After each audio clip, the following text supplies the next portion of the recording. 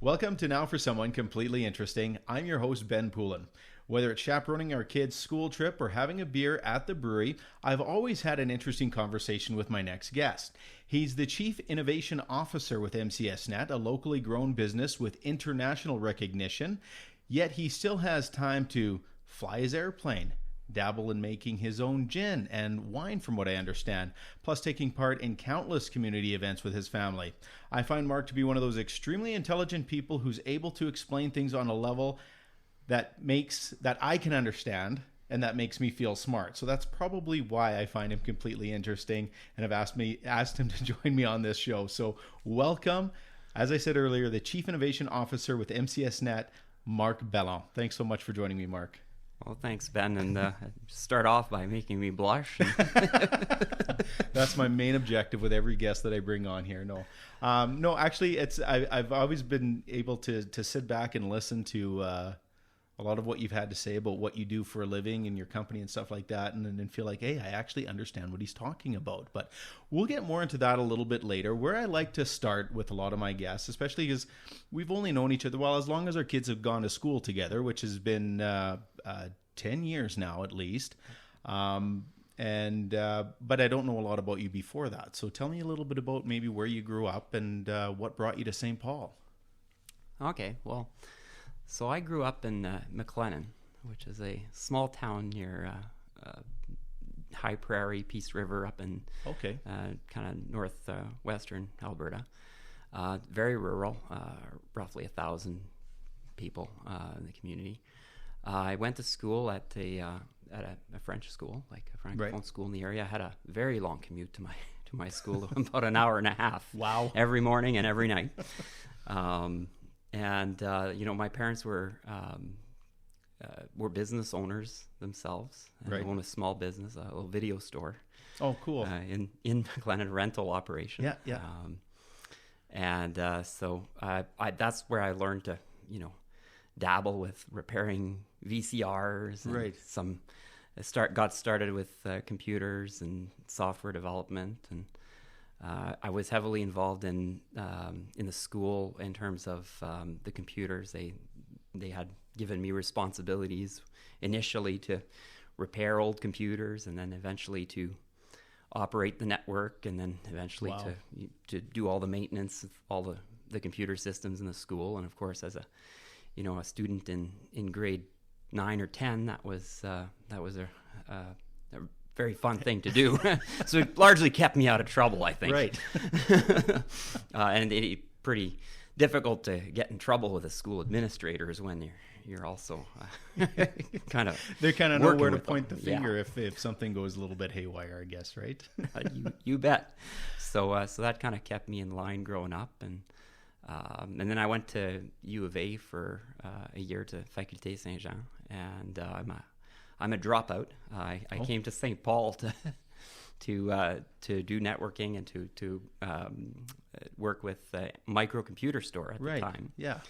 And that's at that point MCS Net had just started. It was a dial-up internet provider back in the dial-up days. We had the old modems, phone line internet. And back when people still rented videos. Yes, I think they still were at that time, but it was even that. Maybe it was DVDs by then. Yeah. So that's kind of where I started with MCS Net. I didn't return to finish my schooling, but I did do a whole schwack of industry certifications from back then. Novell was the networking in IT networks. It was Novell. So I did a master CNE and a number of different certifications in that. And I kept, dabbling with electronics and software development as I was doing the networking with MCS Net. Because you said you went to the faculty, but which is part of the U of A. What was your intention? Like, what was your goal for your education at that point? Was it to get into what you're doing now, and then you just had the opportunity to, I guess, bypass the education part of it and get right into the industry, or? Yeah, so I was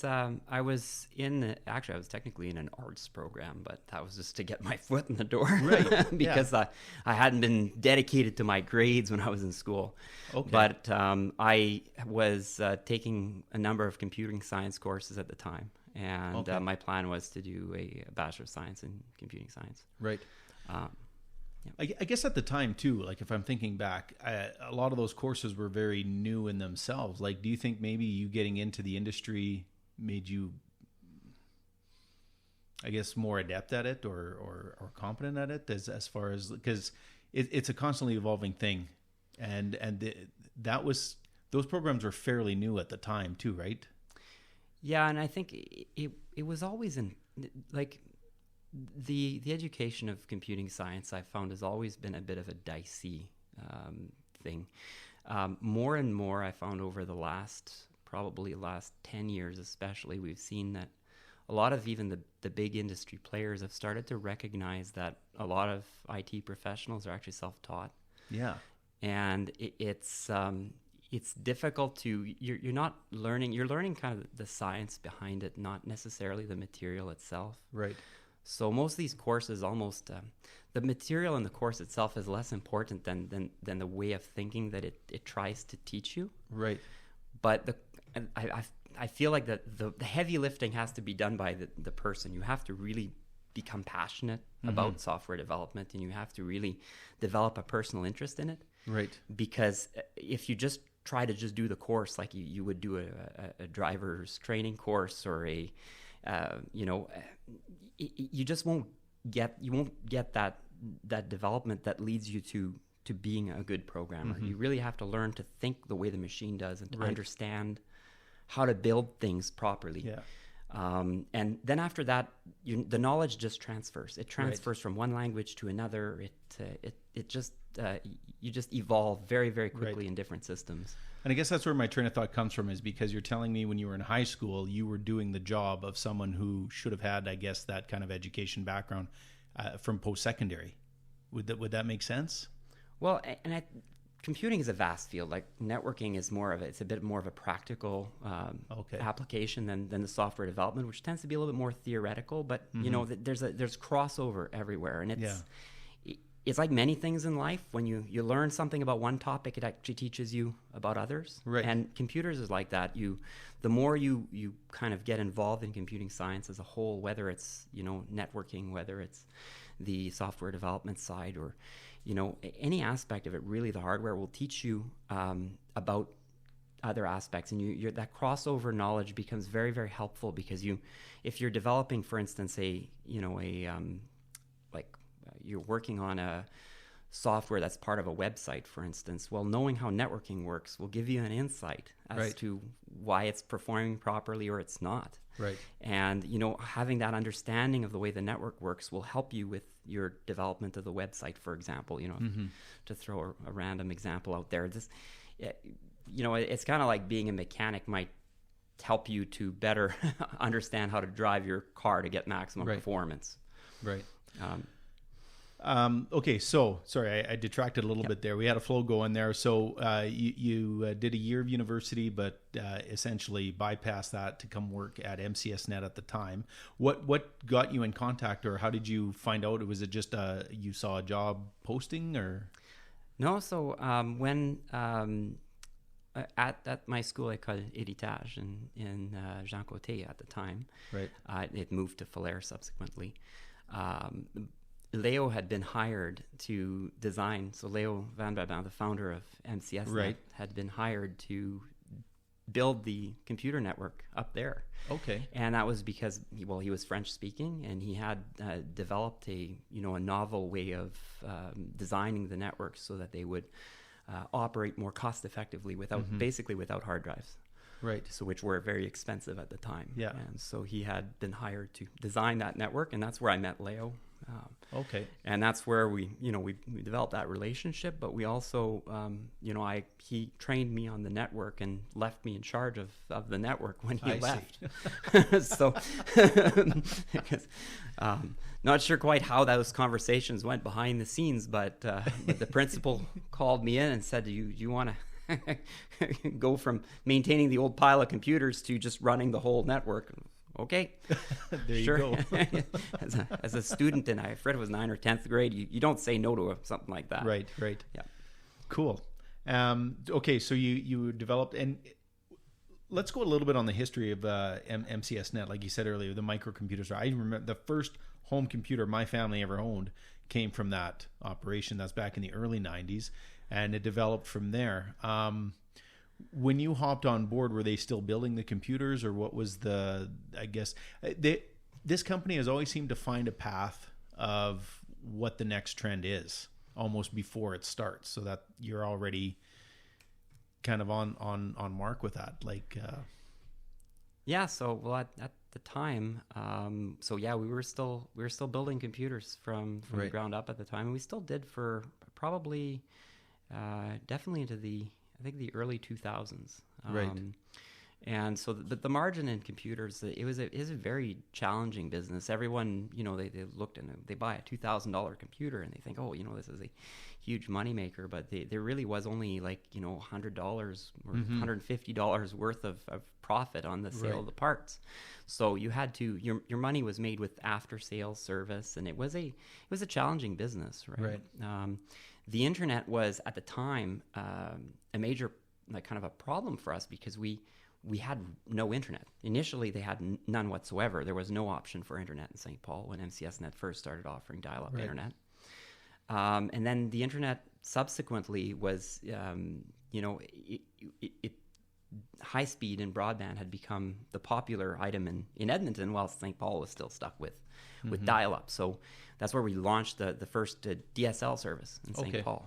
So we did that through, we were renting actual copper lines from TELUS. It was an arduous process that was both expensive and challenging to do. Mostly because you'd pay $50 a month for the copper before you could even put internet. So it made it very difficult to do it residentially. Right. But for businesses, it actually worked. It worked quite well. And so we grew that up. And at the same time, throughout all of this, I was learning and the team was learning how to, how to deploy these systems, how to build an internet provider, because there's a lot of background stuff that goes on in these businesses, everything from billing to just learning the science of how to move the addresses around and how to organize things.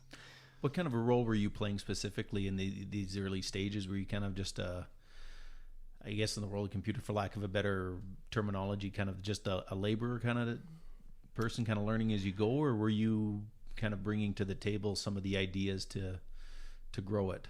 No, well, obviously in any business, any good business, it's always a team effort, right? Right. But Leo and I, back then it was kind of our brainchild to get that DSL going, and we'd seen it work elsewhere, but not on the scale of the kind of smaller businesses we had in our community and the schools. And we got together, we approached the schools. We found an option to get connectivity into the town because we had to first get the internet here, right? And then we made a deal with the school boards at the time to supply them with high speed, because they all they could get is 56K at the time. So with this, we got them up to, it was a 512K. Okay. So it was a 10 times improvement in speed. Yeah. So the whole town at the time was sharing that 512K, and that lasted for maybe, I'm going to guess it lasted for maybe 6 months to a year, and then we had it up to 1.5 megabits, let's call it T1 at the time. Okay. So that was a fairly decent pipe, but it sounds like a ridiculously small amount when we're talking about having 100 megs in your home or gig now with the Gig Air, but back then that was a lot. It was very workable, and the web page is loaded quickly at that point. Right. So big improvement. Mm-hmm. We kind of know how big. Well, we'll get into how big MCS Net is now, but at that time, how many people were working for the company? Like I said, this was a locally grown, but you grew from a pretty small operation to what it is now. Well, so to section out MCS Net was probably 2 or 3 people, if you will, but probably not even, because these people were like myself. I was busy doing maintenance in the schools or working on computer networks or helping. We had, I think there was 2-3 technicians in the back, and we had a handful of staff running the retail operation. So I don't know. I'm thinking in the 90s, late 90s, we probably would have been. I'm just going to take a wild guess that there was maybe 12 staff or so, but vastly involved in the retail operation. So running the storefront, the Electric Ave, Radio Shack. Yeah. We had the Radio Shack franchise. Yeah. So you had, all your workers doing that, and we were cell phone dealer with the Radio Shacks with a lot of cell phones. Not as much as the Source and then those vendors are today. Yeah. But it was cell phones was a big thing, and satellite. We're selling satellites, Express View and Star Choice and those types of things. Yeah. Who comes up with the ideas of where to take this company? Because like I said, you guys have always kind of spotted the direction that technology and trends seem to go in, and seem to be on it before everybody else, or at least ready to go when people are ready for it. Is that something like as I said, you're the innovation officer? That sounds like something that are you the guy with the crystal ball and says this is what we're going to do next? I like to think of it as science, not so much a crystal ball, but I have to put it in terms that I can understand. Well, Ben, it's simple, really, in a way. Like, it's what do you need? Like, when we think of, what do we need? And we look at, where's the evolution going of these technologies? Right.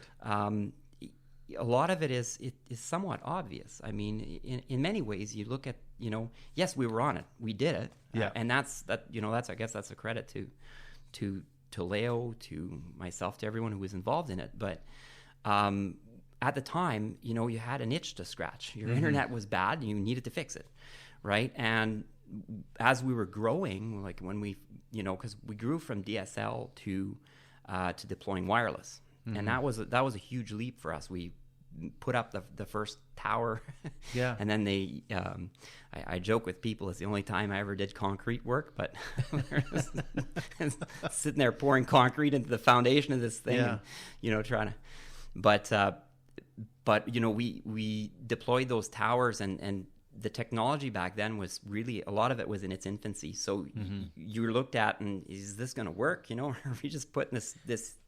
Well, that's what I'm thinking, right? Yeah. Like you got to be a little bit apprehensive about you're investing a lot of time and money and material into something that might not be around in 2 years, because that's how fast technology moves. Like when you're in this business, it's well, yes and no. I mean, the technology, yes, the technology evolves quickly, but the consumers still want a solution. Right. So if you provide internet to someone out in the country when they don't have access to internet, that's that's a huge thing. And I would like to think that people are also somewhat loyal to those that have helped them out, not to accept a lesser service, but actually to just stay with a service when it's comparable to other solutions. Right. Right. And while the technology advances, that's why we've launched Gig Air, for instance, right? As we see opportunities to build things that are better, we seek them out. And a lot of these projects they're very expensive. But if you keep investing in the network, if you keep investing in that growth, well, then that's how you get ahead of the curve. By stagnating and doing nothing and playing totally safe is how you fall behind and you lose in this business, or in any business, I think. For sure. It makes me think there's the Phil Knight, the guy that created Nike. He always had a saying: if you stop growing, you die. Not essentially, but as a business, if you don't keep he was obsessed with growing the shoe business to where it's and he still to this day is obsessed with taking it to the next level. So I guess but it makes more sense with what you guys do. But at least in my mind, you're like you said, you're providing services and solutions to people, right? He's just providing shoes, but the idea is the same. Absolutely. I guess is what, absolutely. I mean, it's what the consumer wants, right? And with Gig Air, this is the latest iteration of the service we're launching, or we launched. It's a like a mesh wireless network. So basically, it's fiber but over the air. And the technology, we launched it in many communities, St. Paul, but mostly all the rural communities around. We lost Vilna, Ashmont. There's probably 30 of them on the website. But in the vast majority of the communities we've launched this in, we're competing against the next fastest service, which is basically DSL. Right. So DSL or the hub kind of thing. So MCS Net's taken the service from what we're typically offering, which is 60 megabits, give or take 50, 60 megabits, up to 1,000. And so that's pretty much across the board in the communities, and the pricing is very similar to the service that they were getting that was 10 times slower, right? So or 20 times. But the idea here is just retaining those customers, giving them that service, and making it equal to what they would get if they had fiber in a city. Yeah. And so to me, when you build out that customer base and you provide those types of services, like, people are loyal. And it was an interesting technology to launch because it's very, very different from what we were traditionally doing. Right. Because this technology is a mesh. So clients, the signals will bounce from rooftop to rooftop. And as you add more clients, the more the mesh solidifies and gets more redundant and gets faster, because each additional path can provide a new link, right, and more capacity. So that the network itself is very resilient because you can actually feed it from multiple different points with fiber. Right. So as we build out, we also shoot. We have a dish-based product that also sends out a stream that will go up to 2 kilometers from the tower. So we can kind of inject the signal into different points along the community. Who's figuring out this stuff for you guys? Is this what you do? Yeah, this is what again. It's a whole team effort. So we have an entire development team. Like, okay. We have 5-6 programmers that are working right. on the software components. So the vendor, which is in this case is Cambium, provided us with a solution that wasn't somewhat largely incomplete. Right, okay. It fails to provide a kind of a business level solution that you can actually tie together with right. with the rest of your operation. So we had to kind of polish that out. We had to come up with a way to automate a lot of the tools. We had to come up with a way to monitor it, a way to organize it, and most of all, just kind of a way to turn something that's you could easily do it on a small scale and connect 10 buildings together. Right. But to turn that into something where you have an entire city or a town connected, requires a lot more planning and thought. And their vision, the vendor's vision, was that we would put this up on telephone poles everywhere, and that somehow all the clients would just connect to those. And it just really doesn't. It really didn't scale that way. And right. so what we did is we built an entire system to monitor, manage, and kind of build that out with tools for the contractors so that they can do it from their mobile phones, and test systems to kind of monitor these devices. So you put it all together, you end up with a complete solution that can scale, right? Yeah. So now there's around 1,600 radios today that we have out in the field using this technology, feeding, I think, around 1,400 clients. Wow. So, and this is, we're either the largest or the second largest deployment of 60 gigahertz in the world today. I'm sure that I will be the largest soon. I just don't know exactly how big the other guys are yet. That's a pretty big accomplishment. You're talking about world. I don't want to say domination. That makes it sound sinister. But I said in the intro that it's a locally grown company with world recognition, and you guys have had I guess a few feathers in your caps in that stage as well, that you had mentioned when we met for a beer a couple months ago there. What was, like, you're competing against big global companies with this kind of stuff, but you guys are definitely not struggling against them. Is that fair to say? Well, we're definitely, I guess we're definitely a big innovator in the town of St. Paul, that's for sure. And the area too, but yeah. But in terms of, like, I think a lot of the big players they're scared to adopt technology in many ways. They're scared to take a technology that's not already in wide scale deployment and use it. Okay. So because they're avoiding fringe technologies, and they're scared to buy something that isn't a standard yet, or that isn't fully developed, or it kind of holds them back, and I think that's what, I guess that's our advantage. We look at tools, and I guess to our credit, we've been able to discern the ones that we think are going to succeed and the ones that are going to work, right, versus those that may not, right? So, but obviously, it's always centered around delivering that service to the clients, and building something that people want. Yeah. But it's quite something to say that in one aspect of your industry, that you're the second largest in the world in distribution of this technology. Like, yeah. How many small town businesses in rural Alberta can say that about anything? Fair enough. Good for you guys. Well, thank you. It took a lot of hard work from the team, and it took a lot of, I guess it took taking a risk, right? Yeah. Because we also had some point had to say, yes, we're all in. We're going to build this. I know talking about MCS Net, the technology and everything, is something you're passionate about. We could probably go on for quite a bit more with that, but you do have a lot of other interesting aspects of your life that I find that I don't know a lot of pilots who own their own plane and fly recreationally, but you do as well. How did you get into that?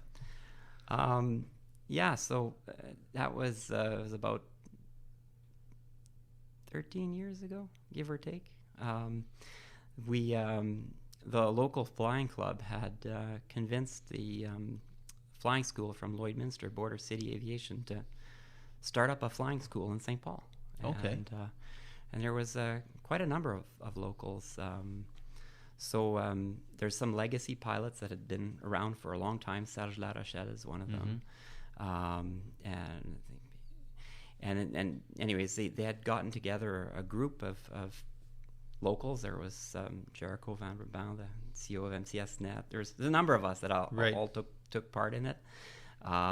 Serge's kids, Laurier, Christian, a whole bunch of us decided to get on board, and it was kind of a spur of the moment thing. I had no relatives, like my wife's family. There's relatives that flew, obviously, but I had no relatives that flew. But I'd always been fascinated by it. I played Flight Simulator, and I'm not going to lie to you, there's a few times during the training that I just looked out the window and thought to myself, what am I doing? But you get over that pretty quick, and it's just a fascinating experience, and I still, it's a great way to, unplug.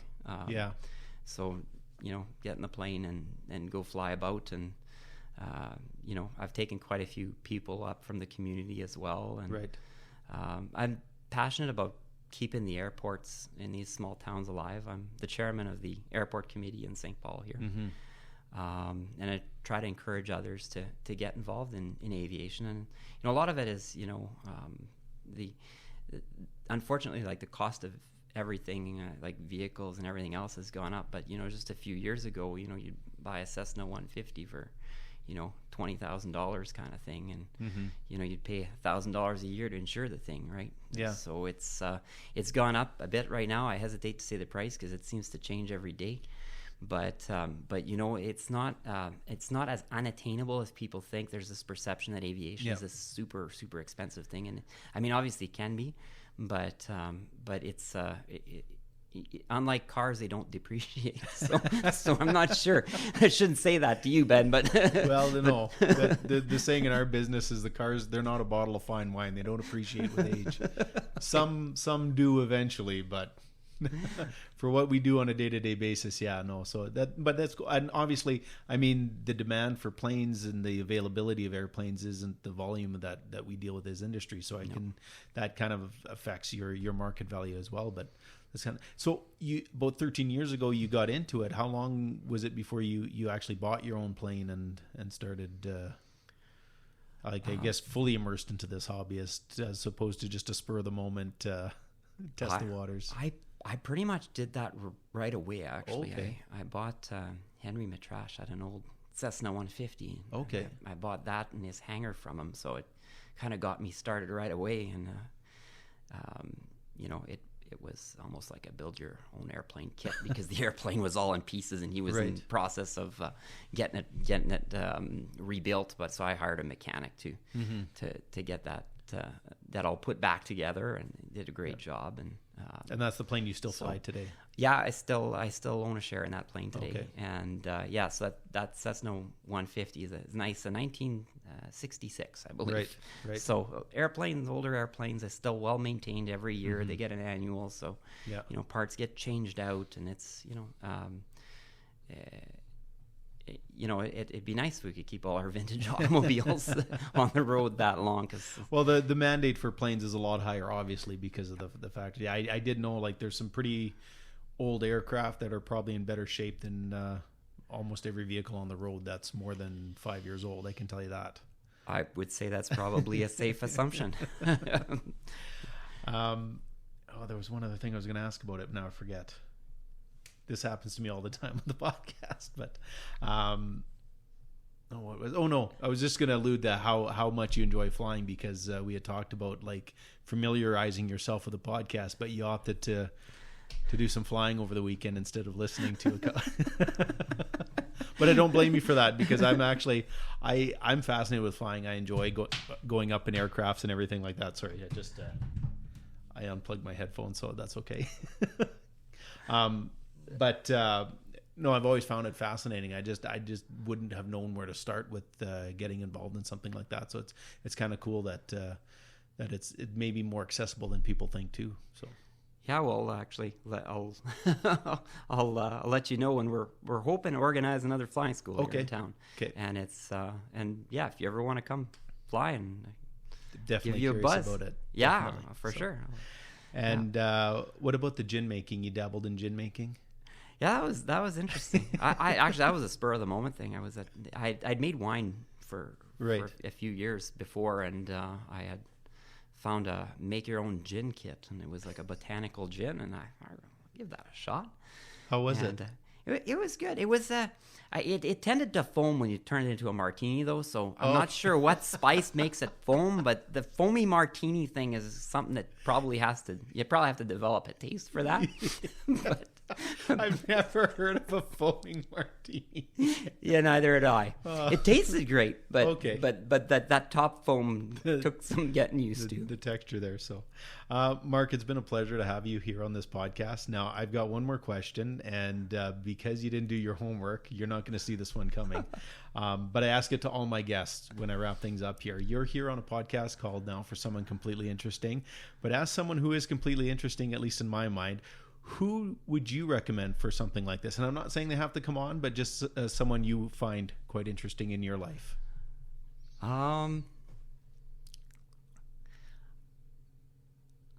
I'll say Ross Krakowski. Ah, okay. Yeah. Excellent. Yeah, I've heard a few. I don't know him. I know his dad. Yeah. He's at the brewery quite a bit. We have some chats there too. So, but I've actually from his dad, I've heard some pretty interesting stuff about him. So, yeah. Yeah, he's definitely someone you should have a chat with. I think so. Yeah. I've heard he's quite he like his background's in linguistics. Yes. Is that right? Yeah. Okay. Yeah. That is fascinating. Yeah, I believe he has a PhD or yes. Yeah, and he's well, I won't spoil his thunder. He's got a lot of neat projects that he's working on. Absolutely. Yeah. So, no, good recommendation. Yeah. Definitely one I think we will pursue as a guest on this podcast. So once again, my guest here is Mark Beland. He is the Chief Innovation Officer with MCS Net. I'm assuming you guys are on the internet if people want to find out more. Yeah, I think we have a little website. Okay. MCSnet.ca. MCSnet.ca. Excellent. They have Facebook and Instagram as well. Check our notes and check our Facebook posts for more information on that. If you found this episode completely interesting, please make sure you like and subscribe to us through your favorite podcast provider. You can find us by searching Beland Radio or Now for Someone Completely Interesting. And once again, a big thank you to my guest, Mark Beland. Thank you.